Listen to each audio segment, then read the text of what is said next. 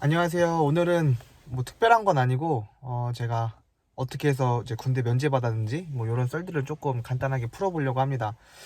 저는 이제 축구하다가 십자인대 다쳐가지고 수술을 받아가지고 이제 군대를 면제받게 됐거든요.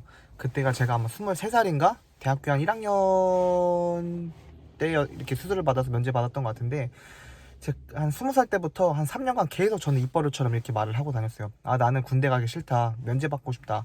면제를 못 받으면은 공익이라도 가고 싶다.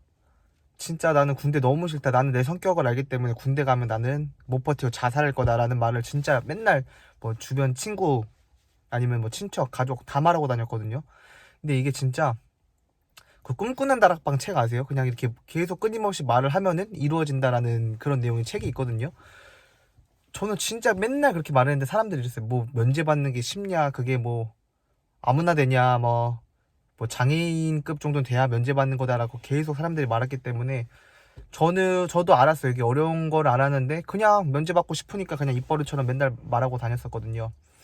그래서 제가 23살까지 군대를 안 갔던 게 군대를 뭐 미룬 건 아니고 제가 삼수를 했기 때문에 그때까지 군대를 안 가기도 했었는데, 제가 이제 미루고 이제 대부분 이제 대학생들이 이제 대학교 1학년을 마치면 이제 많이들 가거든요. 그래서 저도 이제 갈 때가 됐어요.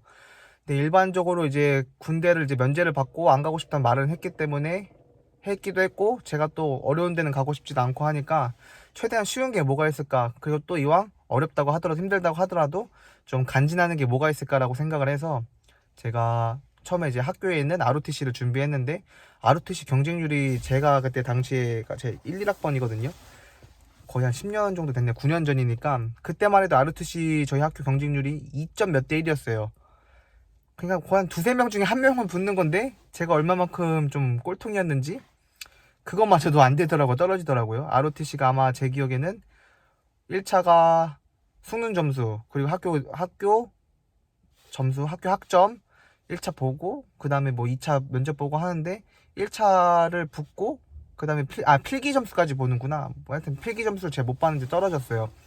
떨어져가지고 아, 그럼 뭐 할까 하다가 이제 공군이 조금 주변에서 애들이 일찍 군대 갔던 애들이 말해주길 공군이 좀 개월수가 길더라도 좀 쉽다더라라는 얘기가 있어가지고 공군을 지원을 했죠.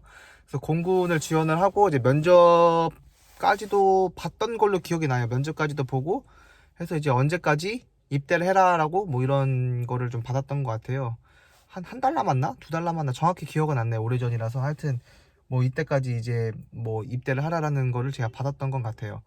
그러다가 제가 학교에서 축구를 했었거든요. 그 축구가 수업이었어요. 1학년들 대상으로 교양인데 교양을 막 선택을 하는 거였어요. 막 축구, 뭐 배드민턴, 뭐 야구, 뭐 마라톤, 뭐 책 읽기, 뭐 읽기, 무슨 뭐 각종 이런 게 있었는데, 저는 축구 좋아하니까 축구를 신청해서 밤에 나가가지고 이제 축구를 하는 거였는데, 그냥 별거 아닌 상황이었는데 이상하게 그날따라 제가 무릎이 돌아가서 다치더라고요. 막 뚜둑 소리가 나면서, 뭔지 모르겠지만 하여튼 다쳐가지고 한 일주일 동안 제가 걷진 못했거든요.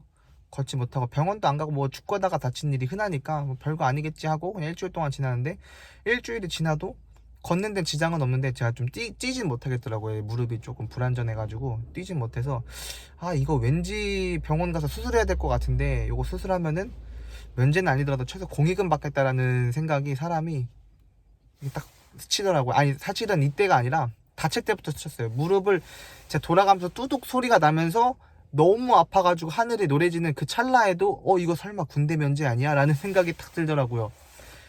진짜 제가 얼마나 군대 가기 싫었으면 그렇게까지 생각을 했을까요?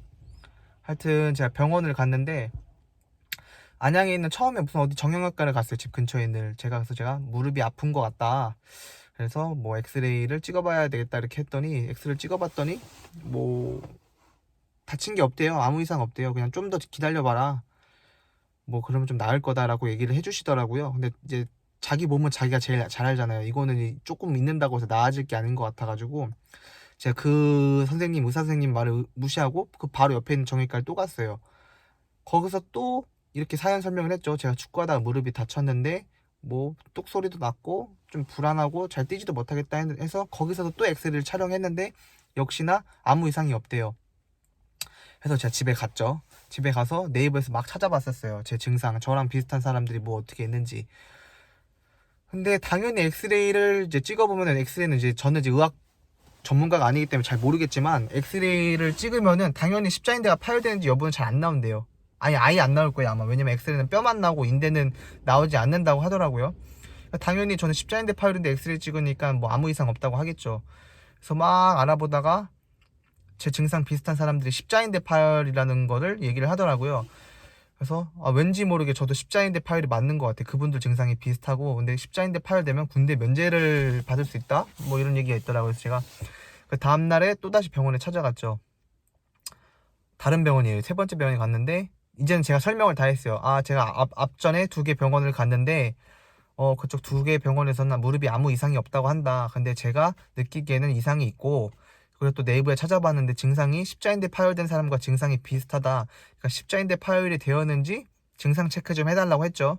그래서 그분이 그러면은 MRI를 촬영을 해야 된다. 근데 MRI 촬영 비용이 한 40만 원 정도 되는데, 이게 진짜 십자인대 파열이 된 거면은 뭐 보험 청구 가능하겠지만, 십자인대가 파열된 게 아니면은 뭐 40만 원 자기 부담금을 다 내야 된다, 이렇게 의사 선생님이 얘기를 하시더라고요.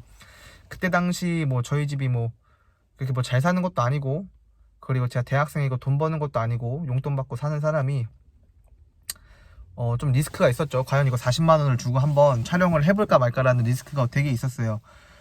그런데 어쩌겠어요. 뭐 군대 면제를 떠나서 사람이 아픈데 이건 고쳐야 되는 거니까 무슨 병이 있는 건지는 한번 확인을 해봐야 된다고 생각을 해서, 제가 아마 40만 원을 엄마 카드인가 제 카드인가 어떻게 돈을 모아서 MRI를 촬영을 했는데, 아니나 다를까 정말 십자인대 파열이라고 하더라고요. 그때 수술을 해야 된다고 얘기를 들었지만, 원래 보통 같아서 수술을 한다고 하면은 조금 좀 우울해지고 기분이 안 좋을 수도 있는데, 저는 굉장히 기분이 좋았어요.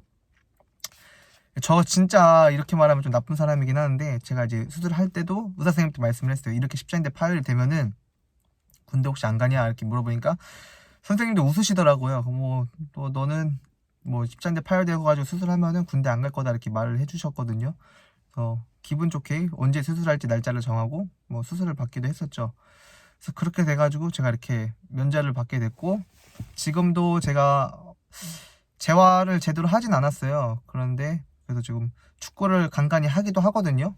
그 십자인대 무릎 보호대가 있어요. 그걸 한 8만 원 정도 주고 샀는데, 그거를 차면은 뭐 이렇게 예전처럼 좀 자유롭게 축구를 하는 건 아니지만 그래도 축구는 할 수가 있고 일상생활에 크게 지장은 없는 정도 수준이에요. 근데 뭐 과격한 운동을 하면은 또다시 뭐 파열될 수 있는 확률이 아무래도 일반인보다 많기 때문에 면제를 받은 것 같긴 한데, 주변에 사람들이 항상 저한테 많이 물어보거든요. 너는 정상인 같은데 왜 면제를 받았냐 라는 질문들을 정말 많이 했고, 그거에 대해서 제가 항상 답변을 했었는데 다들 못 믿더라고요. 너 맨날 입버릇처럼 뭐 면제 받고 싶다고 해서 뭐 브로커 고용한 거 아니냐, 또는 십자인대를 일부러 고의로 파열시킨 거 아니냐, 이런 얘기를 되게 많이 했는데 저는 진짜 절대 그런 건 아니었고 정말 운이 좋았어요. 저는 항상 좀 운이 좀 따른다는 느낌? 제가 하고 싶다는 게 있으면 좀 신이 도와준다는 느낌을 많이 받아요. 군대도 가기 싫다고 항상 그렇게 생각을 하니까 신이 도와주신 건지 뭐 군대도 안 가게 되고, 하여튼 그렇게 됐는데, 그리고 또 여기서 좀 더 스토리를 추가해 보자면은, 영상 길이가 10분이 넘어가야 유튜브에서도 좀 영상 길이가 있는 것들을 좀 추천 영상으로 좀 띄워준다고 하길래 한 1, 2분 정도 썰을 더 풀어보겠습니다. 그래서 십자인대 수술했던 썰을 풀어보는데, 수술 경험 있으신 분들은 아마 아실 거예요. 제가 이제 수술실에 들어가가지고 수술실 들어갈 때 이제 입원실에서 하루 전날에 와가지고 뭐 다리털도 밀고 해가지고 아침에 일어나자마자 밥도 금식해서 하고, 그 침대를 누워있는 상태에서 그 침대를 끌고 가가지고 이제 수술실에 들어가는데, 수술실 되게 무섭거든요. 뭔가 분위기도 차고 뭐 이래가지고 되게 떨리는 순간인데, 이제 막 산소 마스크 같은 것도 다들 씌워요. 이제 씌우고 뭐 코에 뭐 씌우고 뭐 하고 뭐 링겔도 꽂고 뭐 하고 이런 상태예요. 이런 상태에서 이제 마취 들어가겠습니다 라는 얘기를 하거든요. 그래서 이제 뭐 라원진 씨 맞으시죠? 뭐 우측에 십자인데 이제 오늘 수술 들어갈 거예요 이런 얘기를 하는데, 네 맞습니다 하고, 이제 뭐 마취 들어갑니다, 뭐 불편한 거 있으시면 말해주세요, 이렇게 간호사인가 뭐 의사 선생님이 이렇게 얘기를 하세요. 얘기를 해가지고 이제 뭐 이제 마취약 들어가고 이제 수술 진행하겠습니다 막 이런 얘기를 하시는 거예요. 그래서 제가 얘기를 했죠. 이거 껴있는 상태에서 정확하게 얘기를 못 하거든요. 그래서 뭐 아마 제가 이렇게 얘기했어요. 선생님 아직 저 마취 안 들어갔어요. 아직 깨어있는 상태예요. 아직 저 지금 수면 상태 아니거든요. 뭐 제가 이런 식으로 얘기를 하려고 했는데 제대로 못했겠죠. 이렇게 껴있는 상태에서. 그래서 제가 이렇게 얘기를 하니까 의사 선생님인지 그분이 예, 일어나셨어요? 수술 잘 끝났습니다. 뭐 이런 얘기를 하시는 거죠. 좀 깜짝 놀랐어요. 수술이 끝나다니요. 저 수술 시작도 안 했고 마취 시작도 안 했는데요. 그런데 의사 선생님 하시는 말씀에 뭐 다들 그렇다고 하더라고요. 이게 정말 신기해요. 이게 이제 수면 마취 들어갈 겁니다라고 말하는 순간 거기서부터 저는 이제 아예 기억이 없고 아예 그냥 바로 잠이 들어버린 거죠. 그리고 깨어나고 그러니까 영상 편집과도 같은 거예요. 그 순간이랑 이제 깨어난 순간이 이제 바로 이어져 버리는 거니까 이제 제가 느끼기에는 잠든 건지도 모르고 그냥 바로 그냥 일어난 거 바로 이렇게 이어진 상태로 느꼈던 건데 실질적으로는 그 이어진 상태가 아니라 그 제가 중간에 잠이 들었던 거였죠. 그래서 정말 그 경험이 지금도 잊지 못할 정도로 되게 신기해요. 어떻게 바로 그렇게 수면이 들어가겠습니다 하고 바로 사람이 잘 수가 있는지.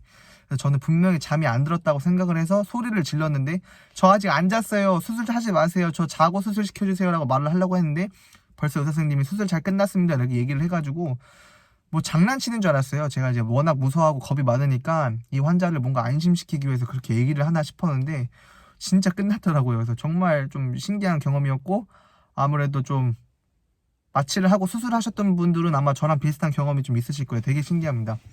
진짜 별거 아니거든요. 11분 동안 제가 주저리 떠들었는데 이런 식으로 뭐 부동산 관련된 썰이 아니더라도 제가 제 살면서 느꼈던 썰들을 좀 최근 많이 좀 이제 올리려고 합니다. 제가 이제 유튜브 시작한 지가 거의 이제 1년 다 돼가요. 아마 8개월 정도? 한 4개월 정도 되면 1년이 아마 되는 건데 그거에 비해서 제 구독자 수가 되게 낮아요. 지금 최근에 233명이고 제가 구독자 80명일 때 80에서 한 130 정도 올라갈 때가 굉장히 속도가 빠르다가 제가 중간에 한번 쉬었던 적이 있거든요. 쉬고 나서 유튜브에서 제 채널을 다시 이렇게 좀 밀어주지가 않는지 되게 지금 구독자 수가 오히려 막 7, 80명일 때보다 더 느리게 성장하는 것 같은 느낌을 받고 있어가지고 제가 이제 다양한 시도를 한번 해보려고 합니다. 제가 말재주가 그렇게 좋은 편은 아닌데 참고로 지금 이 11분 동안 영상 지금 컷 한 번 없이 제가 그냥 계속 떠들고 되는 거거든요. 그래서 이제는 좀 다양한 시도를 해가지고 좀 유튜브에 제 많은 구독자들이 좀 유입될 수 있게 한번 노력을 해보겠습니다. 감사합니다.